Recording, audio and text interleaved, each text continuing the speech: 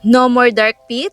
Let me show you the DIY mask that brightens skin fast. Natural exfoliate Fade Dark Spot. Toothpaste 1 teaspoon na nagiiwan ng feeling smoother, refresh, and smooth. Improve skin texture, this one simple scrub can completely change. Baking soda 1 to 2 tablespoon is a natural exfoliating, natural pH balance na siyang magbibigay malambot, maputi lalo sa balat. Haluin lamang hanggang makita ang texture nito. Pagkatapos, naglagay ako dito ng 1 tablespoon po ng water na siyang magbabalance sa mixture or texture na ating nilagay. Isang natural bleaching agent na mabilis magbigay brighten, malambot, maputi, pantay na kulay sa balat ang kalamansi.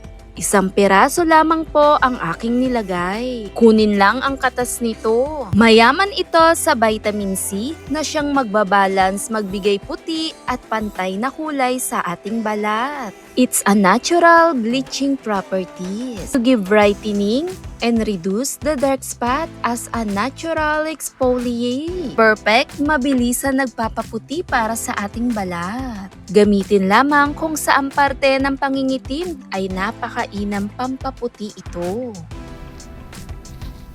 Tumutulong magbigay exfoliate, nagbibigay puti at malambot sa balat.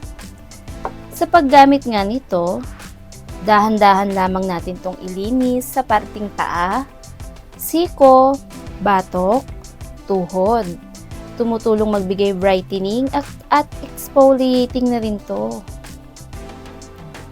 Nagbibigay pusyaw, lalo sa pangingitim na hindi pantay nating kulay. 2 beses sa isang linggo, pwedeng ulitin, ibabad lamang ng 10 to 20 minutes. Nagbibigay moisture, malambot para sa ating balat. Thanks for watching, guys!